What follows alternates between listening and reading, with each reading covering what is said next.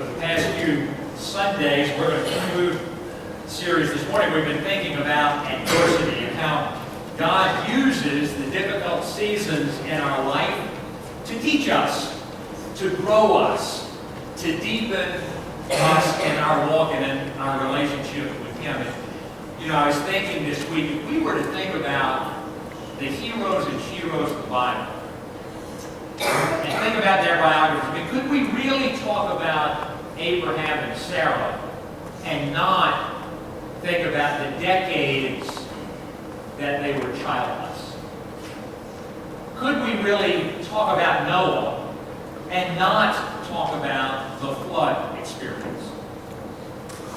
Could we talk about Moses and not mention that moment when he descended from the mountaintop, being with God, and broke the tablets upon which the commandments were written because he was so frustrated and fed up with the people God had tasked him with leading?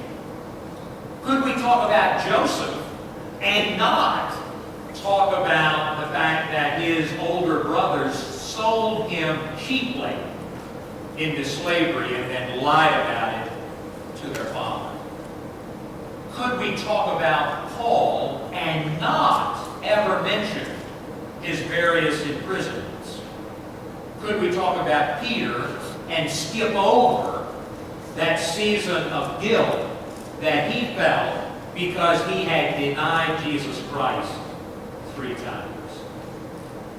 So when you and I really think about it, these great personalities, these great men and women of faith whose biographies are presented to us within Scripture, every single one of them had a season of adversity. And so this morning, we're going to look at 2 Kings chapter 5. We're going to look at a guy by the name of Naaman, and we're going to see how he responds to adversity. He's going to make a few mistakes in how he responds to adversity, and hopefully we can learn from that. So if you will follow along in Worship Guide or turn in your Bibles to 2 Kings chapter 5. Now, Naaman was commander of the army of the king of Aram. He was a great man in the sight of his master and highly regarded because through him the Lord had given victory to Aram. He was a valiant soldier. I mean, these are all great descriptions, right? He was a valiant soldier, but here comes the adversity. But he had leprosy. Now, bands from Aram had gone out and taken captive a young girl from Israel, and she served Naaman's wife. She said to her mistress, "If only my master would see the prophet who is in Samaria, he would cure him of his leprosy." Naaman went to his master and told him what the girl from Israel had said. "By all means go," the king of Aram replied. "I will send a letter to the king of Israel." So Naaman left, taking with him 10 talents of silver, 6,000 shekels of gold, and 10 sets of clothing. The letter that he took to the king of Israel read, "With this letter I am sending my servant Naaman to you so that you may cure him of his leprosy." As soon as the king of Israel read the letter, he tore his robes and said, "Am I God? Can I kill and bring back to life? Why does this fellow send someone to me to be cured of his leprosy? See, he is trying to pick a quarrel with me." When Elisha, the man of God, heard that the king of Israel had torn his robes, he sent him a message. "Why have you torn your robes? Have the man come to me, and he will know that there is a prophet in Israel." So Naaman went with his horses and his chariots and stopped at the door of Elisha's house. Elisha sent a messenger to say to him, "Go wash yourself 7 times in the Jordan, and your flesh will be restored, and you will be cleansed." But Naaman, get this, Naaman went away angry and sad. I thought he would surely come out to me and stand and call on the name of the Lord his God, wave his hand over the spot and cure me of my leprosy. Are not the rivers of Damascus better than any of the waters of Israel? Couldn't I have washed in them and be cleansed? So he turned and he went off in a rage. Naaman's servants went to him and said, my father, the prophet, had told you to do some great thing. Would you not have done it? How much more when he tells you, wash and be cleansed? So he went down, dipped himself in the Jordan 7 times, as the man of God had told him, and his flesh was restored and became clean like that of a young boy. Again, we're going to look at this scene in 2 Kings 5. We're going to kind of dissect here how Naaman responds to his adversity, which is the leprosy that he is afflicted with. Over almost 30 years in pastoral ministry, I preached on this passage probably 7 or 8 times. And years ago, I used to have to put a title on the sermon. We don't do that anymore. But I think the last time I preached on this, I had to put a title to it, and I titled it 7 Dunks in a Dirty River. That's basically what we got going on here at the end of this story. But again, we want to kind of look a little bit at how Naaman responds to his adversity. He's going to make some common mistakes. They're common because they are mistakes, if we're to be really honest, that you and I make sometimes when we face adversity. So these are not unique to Naaman. Circumstance is unique to Naaman, but the response is not unique to Naaman, because these are oftentimes common responses that we make whenever we are in a season of difficulty, a season of adversity. First one is this, that Naaman's response is shaped or driven by his ego. When he is faced with adversity, front and center is his ego. Aren't you glad that none of us in the house this morning ever let our ego get in the way of a really good solution? Aren't you glad? Isn't it nice to be that way? That we're not ever shaped or driven by our ego and our responses to adversity. We see this kind of happen in a couple ways within the passage. First of all, the servant girl, right, tells Naaman's wife if Naaman would go to the prophet in Israel, he could cure him of his leprosy. So Naaman does something appropriate at first. He goes to his master, who happens to be the king of Aram, because he's a military commander, so he's a valiant warrior, right? So he can't go to Israel unless his king allows him to go there. So that's appropriate, so he goes there. But that's when it begins to break down. Because the king of Aram says, okay, I'll write a letter to the king of Israel. You take that to the king of Israel and get cured. And so Naaman, who thinks he is a big man on campus, says this is exactly right. I'll go king to king because I'm a great man. I'm a valiant warrior. I'm a military commander. And this is my period. And then it comes up again, this ego, when he, with his horses and his chariots and his attendants, go to Elisha's house. Well, Elisha doesn't come out and meet him, right? Elisha sends a messenger. And the messenger just says, on behalf of my master, you go and dip yourself 7 times in the Jordan. And Naaman's response, egotistically, is, well, surely I would have thought he would have come out to meet me. And why do I need to go and bathe in an Israeli river when there are better rivers where I'm from? All that's it. It's just oozing with ego here in 2 Kings chapter 5. I'll call this point, so we can all kind of connect with it, why men never ask for directions.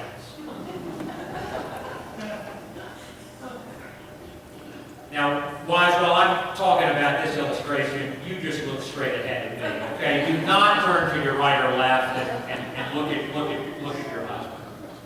But you know, there's just we all know it. You know, men do not ask for directions most of the time.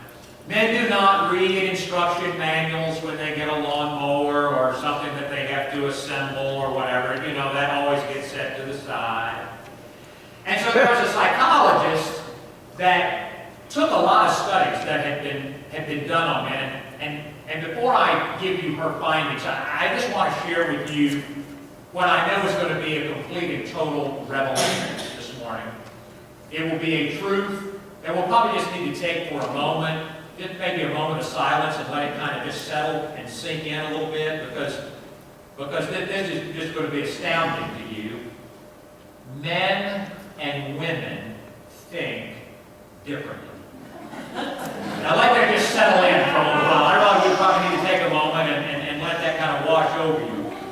So anyway, this psychologist took a bunch of academic studies about how males problem solve, wrote a little book entitled The Woman's Guide to How Men Think. I'm not making this up. But what she did was she looked at why is it, as a general rule, men really don't ask for directions. Men don't use an instruction manual, you know, at first. And she really came to three conclusions. She said, first of all, men don't like to be told what to do. She said, secondly, there is just something within the male DNA that men are competitive, and so they want to win. And that doesn't necessarily mean that you're competing against another person.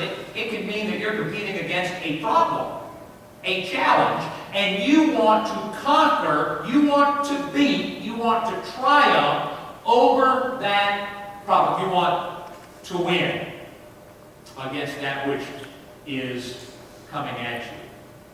And then the third thing she came up with was that, again, based on a bunch of academic surveys and data and all this kind of stuff, is that men always want to be, or at least appear to be, strong. So she said, you put those three things in the mix, and that answers the question why men don't like to ask for directions. Now I'm going to baptize that a little bit this morning, spiritualize that a little bit this morning, because spiritually speaking, that is often so true of all of us when confronting adversity. We don't want to be told what to do. We want to win. We want to conquer it ourselves. And we want to think of ourselves as strong enough that no adversity can ever defeat us. Now, what is that? It's all ego. It's all ego. It's responding to adversity through having the ego be center stage. And that's what's happening here with Naaman in 2 Kings chapter 5. So the first common mistake that he makes is his response is completely shaped by, driven by, formed by his ego. Secondly, second common mistake is that he believed he could solely rely upon his own supply. He could solely rely upon his own supply to handle adversity. And really there are three things here in this passage that Naaman thinks are in play for him, that will serve him in this adversity. One is his relationships. I mean, he's a mighty warrior. He's great in the eyes of his king. He's got two kings that he's gonna tell. He's got a massive, powerful social network. Second thing is his reputation. Right? He's a guy that is used to getting victory. He's a guy that's used to getting respected. And so he's got this reputation, and he thinks that's going to serve him. And then the last thing are his material resources. You know, the writer of 2 Kings goes to pretty good detail to tell us what Naaman left with to go over to Israel. We got a specific amount of silver, we got a specific amount of gold, and we got 10 change of clothes. I don't know what the clothing is all about, but the silver and the gold. There was a person that recently, in looking at this passage, decided, because we know how much a shekel weighs, we know what the weight of the silver and the weight of the gold is, and so they computed what all of that would equate to by current standards. And by current standards, the silver and the gold would be worth about $4 million today. So Naaman takes with him $4 million. Now, nobody takes with them $4 million unless they're prepared and think it's going to be used. And so Naaman here is solely relying upon what is his supply. His relationships, his network, his reputation, and his resources. You know, sometimes that's such a common mistake for you and I in facing adversity.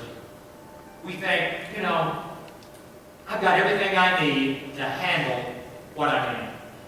I've got everything I need to go through what I'm facing. So I don't need God, I don't need the Lord, I don't need a family of believers, because I got relationships, I got reputation, I got an overwhelming amount of resources, all of it earthly, but it's good enough. And so Naaman goes for it. Common mistake. Third common mistake that Naaman makes here is that he desired instant deliverance over inspired direction. Instant deliverance over inspired direction. You know, Naaman first takes a letter to the king of Israel and thinks, okay, this is going to be good enough, you know, this will take care of it. And then he finds out, no, I got to go down to Elisha. And so he goes down to Elisha's house. And notice what Naaman says when he gets all angry, when he gets all upset, when he leaves in a rage. He said, well, I thought this guy was going to come out here. He was going to meet me. And he was going to say a few words, right? Call on the name of the Lord, say a little, you know, a few things, have a really mighty prayer, wave his hand around over my arm or hand or whatever was, wherever the leprosy was at, and boom, be done. You know, sometimes that's our attitude with God. Man, I'm just going to pray a mighty prayer. I'm just going to say the right things, and we're going to do a little of this, and God will just instantly deliver me from this adversity. That's not what happens. Elisha said, no. What we're going to do is we're going to have you go down to the Jordan and dip yourself 7 times. Now, is there something magical about the waters of the Jordan River? Of course not. Is there something sacred about 7 times, dunking yourself 7 times in a river? Of course not. That command is given to Naaman because before anything can happen in Naaman's life, this valiant warrior, this mighty commander, this great man in the sight of kings is going to have to be humbled tremendously. That's why he's not going to bathe in a river back in his homeland. That's why he's going to have to go down there to the Jordan and do this thing. Nobody will understand it. Naaman doesn't understand it. But he's going to have to admit and submit, which is where we were a couple weeks ago with this matter of adversity. But man, he just wants instant deliverance rather than inspired direction. You know, I'll just have to confess and admit, I can identify with that. I can identify with that.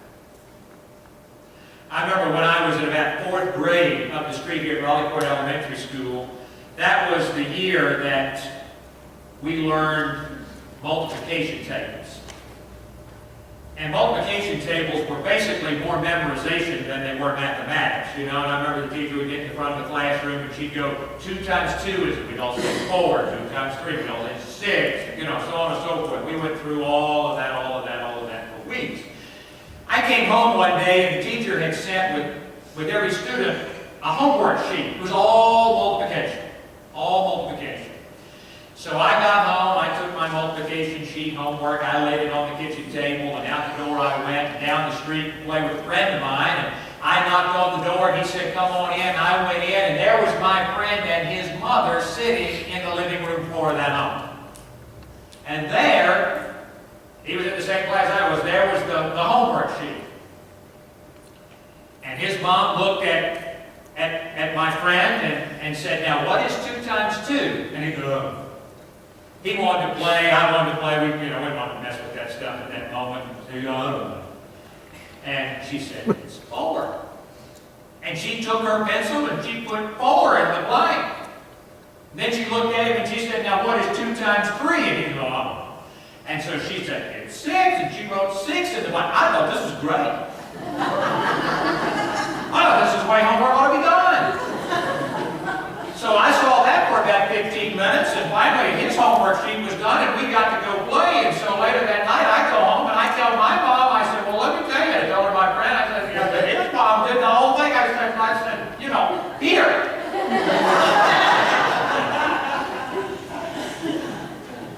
And my mom looked back at me and said, "Well, so-and-so's mom may have done his homework for him, but he did not learn a thing." Amen. You know what? So many times in adversity, we want to take our little homework sheet and say, "Dear God, fill it out, complete it, get it done." We won't learn anything. No virtue will be created, no growth will occur. But in adversity, that's how we want it to work. We want instant deliverance, not inspired direction. Aren't you glad that we worship a God who does not swap what we want now for what we need most? Amen.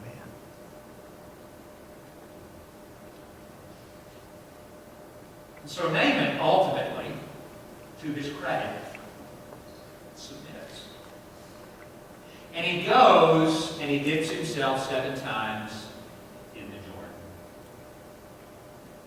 And he's cleansed. That is not the end of Naaman. Naaman returns to Elisha. And we find this written in Scripture. It said, Naaman stood before Elisha and said, Now, I know there is no God in all the world except in Israel. Your servant," notice how that third word of Naaman had changed. He's not valiant warrior. He's not military commander. He's not great big man on campus guy back in Aram. He says to Elisha, "Your servant," meaning him. Your servant, probably never used that word in front of a common man before. Your servant will never again worship any other God but the Lord. Amen. You see, adversity, admit and submit, can grow us, change us, deepen us in our walk and in our knowledge and in our understanding of God. That's what happens here with me. But before he gets there, he makes some common mistakes. Again, they're common because too many times there are mistakes too. Let's pray together. Father God, we thank you that we can open up your word, learn from it, apply it to our lives. And Lord, we see this guy Naaman, Lord, going through a season of adversity in his life. And how he spawns from ego, how he believes that who he is and what he possesses is going to get him through. How he wants just a magical solution, an instant deliverance, rather than your inspired direction in his life. It's going to change more than his leprosy. It's going to change him. It's going to change him. And God, we're glad that you don't capitulate